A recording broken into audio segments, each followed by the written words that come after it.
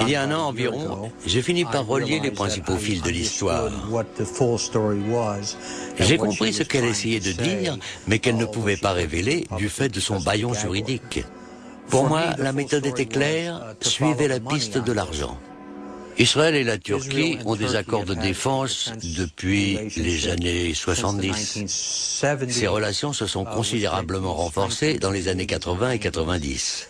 Il y a une raison à ça. Israël établit des relations avec un pays musulman, ce qui est politiquement très intéressant.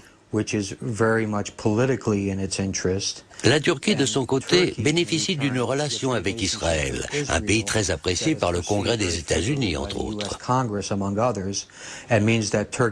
La Turquie reçoit une assistance militaire, obtient un accès privilégié à des armes.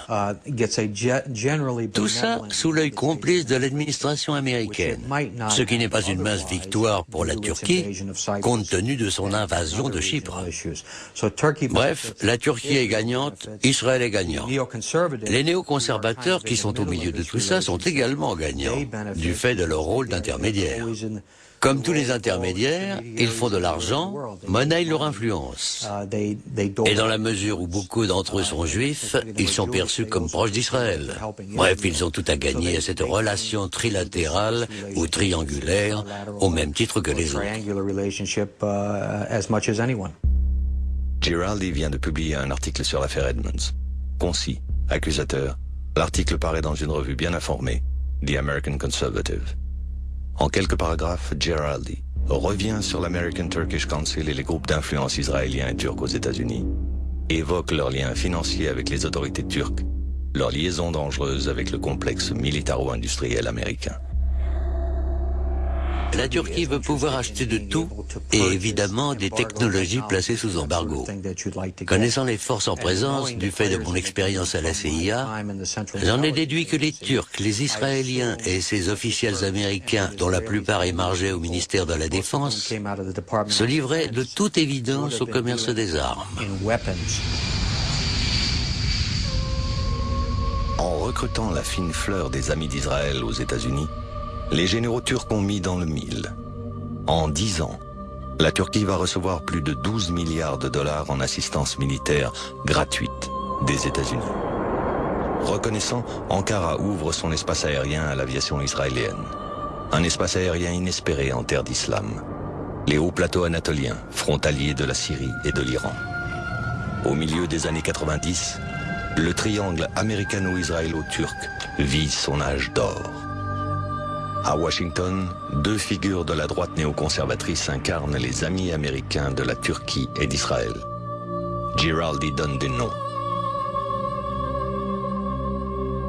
Le très charismatique Richard Pearl, surnommé le prince des ténèbres, et Douglas Feith, son fils spirituel, un caractère moins flamboyant mais une dévotion très grande à la cause des colons en Israël. Ces deux anciens du Pentagone sont les pivots du triangle américano-israélo-turc. Douglas Feith a été appointé comme consultant par la Turquie de la fin des années 80 jusqu'au milieu des années 90. Richard Pearl, lui aussi, a été consultant pour le compte du gouvernement turc. Ces deux hommes sont très liés à certaines compagnies d'armement israéliennes. Richard Pearl est bien connu dans le monde du renseignement. Je crois pouvoir dire que tous ceux qui connaissent son parcours vous diront qu'il est un agent d'influence de l'État d'Israël. C'est en 1970 que Richard Pearl est inquiété pour la première fois pour ses liaisons dangereuses avec Israël.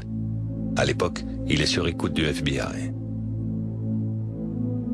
En 1982, c'est au tour de Douglas Feith d'être débarqué du Conseil de sécurité nationale pour avoir transmis des informations secrètes à l'État hébreu. En 1986, 88 et 98, leurs plus proches collaborateurs sont inquiétés par la CIA et le FBI, pour les mêmes raisons. La dernière affaire en date éclate en 2005. Des documents ultra confidentiels sur le programme nucléaire iranien sont illégalement transférés du Pentagone à l'ambassade d'Israël. Douglas Feith est à nouveau en première ligne. Mr. Shukr, did anyone in your office give classified documents to Israel or Ahmed Shalaby? No, I mean, not. I'm. As you know, that's a matter that's being investigated. I don't know of that, but it's a matter that's under investigation. Tous ces gens, à un moment ou à un autre, ont fait l'objet d'enquêtes du FBI pour avoir passé des secrets à Israël. Ils n'ont jamais fait l'objet de condamnation. Les poursuites ont toujours été abandonnées, en raison, selon moi, de pression politique. Il y a des mots que l'on ne prononce pas, comme Israël et espionnage. En 1996, un rapport officiel remis au Sénat américain conclut que le pays A est le plus agressif en matière d'espionnage sur le sol américain de tous les pays alliés. Le FBI et la CIA confirment officieusement à la presse que le pays A est Israël. La Turquie espionne très activement aux États-Unis. Israël est infiniment plus actif. Israël est très présent sur le sol américain. Chaque année, le FBI établit un classement des pays les plus actifs en matière d'espionnage.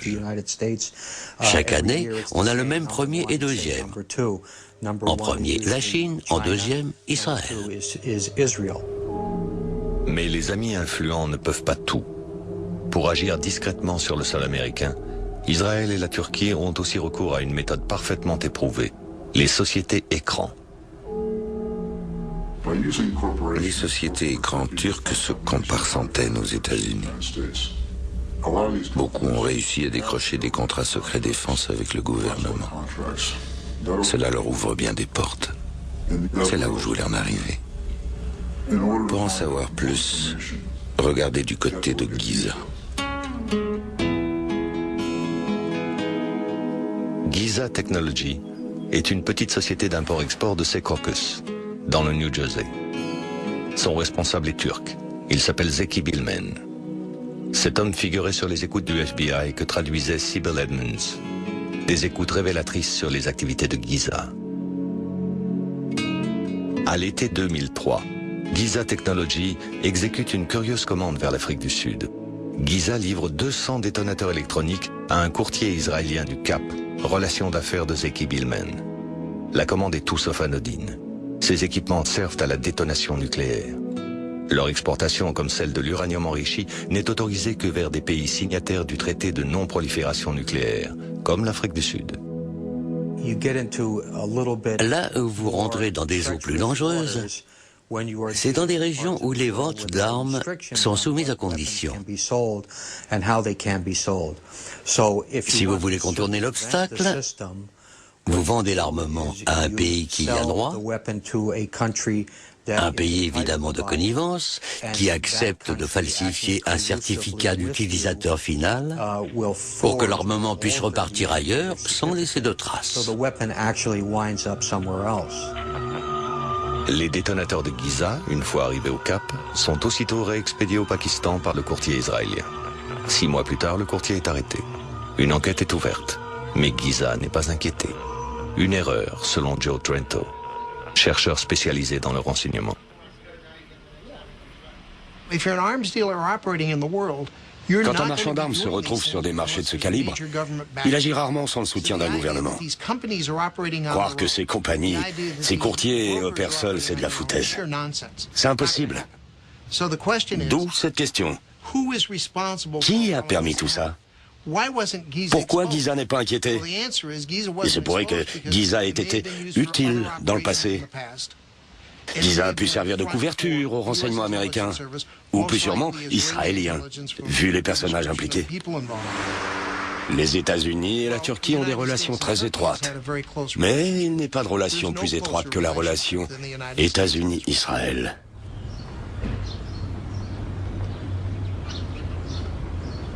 Alors pourquoi Israël aiderait-il le Pakistan à se procurer les éléments de la bombe?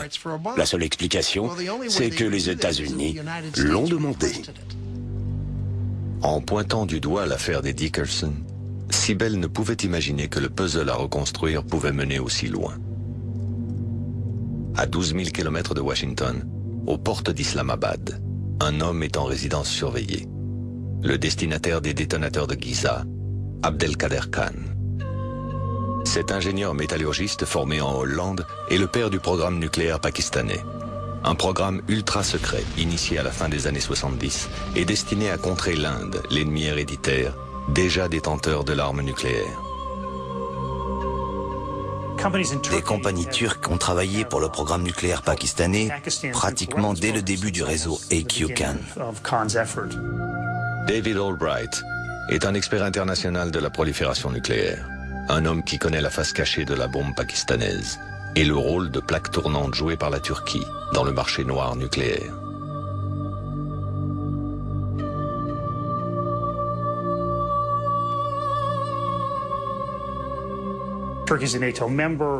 La Turquie est un membre de l'OTAN, c'est proche de l'Europe.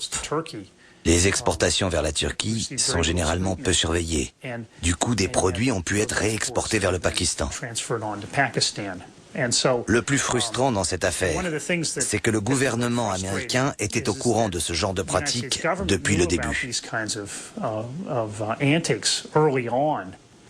C'est scandaleux. La vérité, c'est que les États-Unis ont largement trempé dans tout ça. Ils ont aidé AQ-Khan et le Pakistan à acquérir la bombe atomique. Tout au long des années 80, la CIA suit une à une les étapes qui conduisent le Pakistan à la bombe. Mais l'administration Reagan ferme les yeux sur le Pakistan et les pays qui l'aident.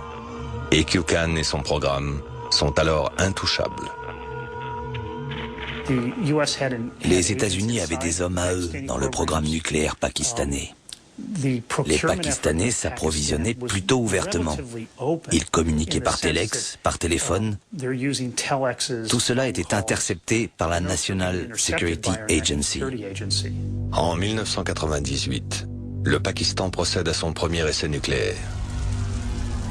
Abdelkader Khan devient le héros national. Le père de la bombe pakistanaise. Celle que les fondamentalistes appellent désormais la bombe islamique. C'est du donnant-donnant. Rappelez-vous, dans les années 80, le but était de défaire les Russes en Afghanistan. Et pour ça, il fallait s'appuyer sur le Pakistan voisin. L'administration Reagan a donné au Pakistan tout ce qu'il réclamait. Le pire est à venir. À un moment donné, AQ-Khan et ses collaborateurs ont pris la décision de vendre leur technologie des centrifugeuses et même leurs armes nucléaires. Khan propose sa technologie à des régimes amis. Arabie Saoudite, Libye, Corée du Nord, Iran. L'acheteur devient vendeur. Vers la fin des années 90, au tournant des années 2000, le réseau AQ-Khan a échappé à tout contrôle. Ils avaient des hommes dans un pays, mais qui opéraient dans un autre pays, achetant dans un autre pays encore et réexpédiant sans cesse les marchandises. Début 2004, une énorme opération de police internationale ébranle le réseau AQ-Khan, le plus grand réseau de prolifération nucléaire de l'histoire. Les principaux lieutenants d'AQ-Khan sont arrêtés. Parmi eux, plusieurs hommes d'affaires turcs. And to put an end to its criminal enterprise, AQ-Khan has confessed his crimes, and his top associates are out of business. La Maison-Blanche ne pouvait espérer plus beau succès d'image. Pourtant, Khan est loin d'avoir livré tous ses secrets. Le Pakistan refuse obstinément que les Américains interrogent le héros déchu. Il est bon de rappeler que le réseau AQ-Khan est toujours en activité. Les Pakistanais n'ont jamais arrêté. Rien ne s'est arrêté. Les officiels, les généraux impliqués ont même été récompensés pour ça. Et les États-Unis ont laissé faire. Selon certaines indications, des éléments ont atterri chez Al-Qaïda, à l'époque où les talibans contrôlaient l'Afghanistan. C'est encore sujet à discussion, mais il se pourrait que des proches d'AQ-Khan, des agents du programme nucléaire pakistanais, aient fourni une assistance à Al-Qaïda.